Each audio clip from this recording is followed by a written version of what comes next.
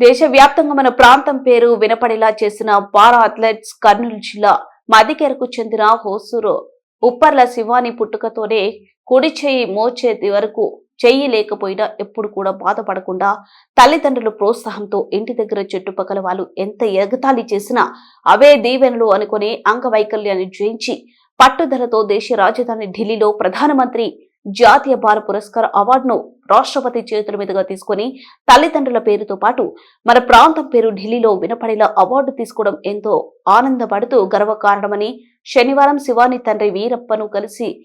శివానిని సన్మానించి అభినందించిన బీజేపీ గోవర్ధన్ నాయుడు ఈ సందర్భంగా పాత్రికేయులకు విడుదల చేసిన ప్రకటనలో గోవర్ధన్ మాట్లాడుతూ